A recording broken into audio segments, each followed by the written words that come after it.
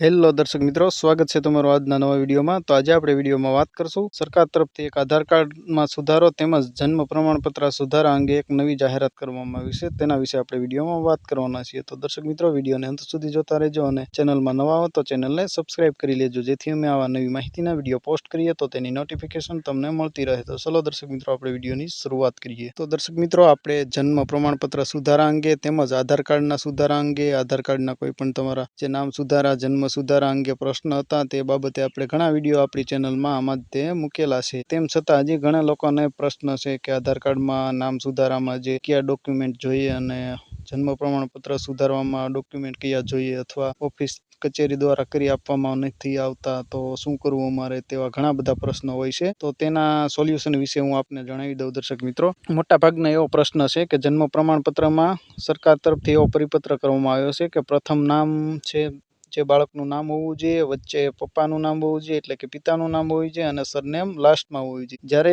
તે બાળકનું આધાર કાર્ડ કઢાવવા જાય છે ત્યારે પિતાના આધાર કાર્ડમાં પ્રથમ અટક લખેલી હોય છે અને પછી બાળકનું નામ હોય છે અને પછી પિતાનું નામ હોય છે। તો આવા સંજોગોમાં આધાર કાર્ડ નીકળતું નથી, અથવા કોઈ જો એપ્લાય કરે તો તે આધાર કાર્ડ રિજેક્ટ કરવામાં આવે છે। આવા મોસ્ટ ઓફ પ્રશ્ન ચાલે છે અને જન્મ પ્રમાણપત્ર સુધારવા જાય ત્યાં કહેવામાં આવે કે અમને તો ત્યાંથી ના પાડવામાં આવે છે, કારણ કે સરકારશ્રીએ પરિપત્ર કરેલો છે કે જન્મ પ્રમાણપત્રમાં અટક ફરજિયાત પાછળ જ લખવી। તો આવા પ્રશ્નો જે લોકોના છે તેમને હું જણાવી દઉં કે દર્શક મિત્રો, તમે ખોટી કોઈ ઉતાવળ ના કરો। જન્મ પ્રમાણપત્ર સુધારામાં તેમજ આધાર કાર્ડ કઢાવવામાં જો તમારે બહુ જરૂરિયાત હોય તો તમે આધાર કાર્ડમાં બાળકના પિતાના આધાર કાર્ડમાં સુધારો કરાવી શકો અને સરનેમ પાછળ લઈ અને ત્યાર પછી તમે બાળકનું આધાર કાર્ડ કઢાવી શકો। પરંતુ જે લોકોને હાલ પૂરતી જરૂરિયાત નથી અને ખાલી એમ જ તે ડોક્યુમેન્ટ સાચા કરેક્શન કરવા માટે જે લોકો આધાર કાર્ડ માટે ઉતાવળા થાય છે, તો એવા લોકોને મારી વિનંતી છે કે આપ થોડો ટાઈમ રાહ જુઓ। સરકારશ્રી આધાર કાર્ડની વેબસાઇટમાં નવા એપીઆઈ ડેવલપમેન્ટ એટલે કે વેબસાઇટમાં સુધારા કરી રહી છે, ત્યાર પછી જે આ પ્રશ્ન આવે છે આધાર કાર્ડ રિજેક્ટ થવાનો તે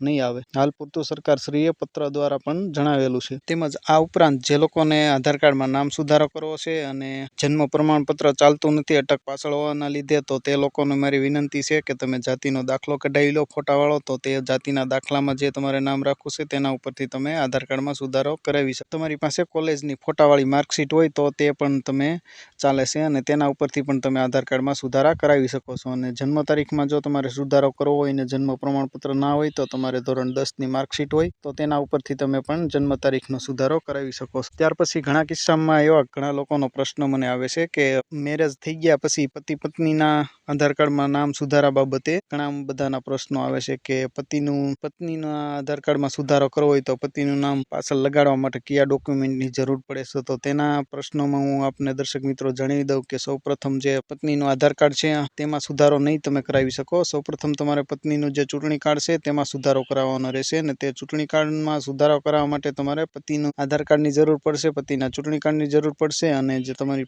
પત્ની છે તેમનું ચૂંટણી કાર્ડની જરૂર પડશે। આ ત્રણ ડોક્યુમેન્ટ ઉપરથી તમે પત્નીના ચૂંટણી કાર્ડમાં સુધારો કરાવી અને તમારા પતિનું નામ લખાવી શકો છો। ત્યાર પછી જે તમારું ચૂંટણી કાર્ડ બની ગયું છે નવું પતિના નામ વાળું, એના ઉપરથી તમે આધાર કાર્ડમાં સુધારો કરાવી શકો। આ રીતે તમારે પ્રોસેસ કરવાની રહેશે। અન્યથા તમારે મેરેજ સર્ટિફિકેટ કઢાવવાનું રહેશે અને મેરેજ સર્ટિફિકેટ ઉપરથી તમે પત્નીના આધાર કાર્ડમાં સુધારો કરાવી શકો છો। તો દર્શક મિત્રો, આ આધાર કાર્ડ રિલેટેડ તમારા માટે નવી માહિતી હતી અને હજી કોઈ તમારા પ્રશ્નો રહી જતા હોય તો અમને કમેન્ટ કરીને ચોક્કસ જણાવજો, અમે તમારા પ્રશ્નોનો રિપ્લાય આપીશું। આશા રાખું આ વિડીયો તમને પસંદ આવ્યો હશે। વિડીયોને લાઇક, શેર અને સબસ્ક્રાઇબ કરવાનું ભૂલતા નહીં। ફરી એક નવા વિડીયોમાં નવા ટોપિક સાથે મળશું, ત્યાં સુધી જય હિન્દ, જય ભારત।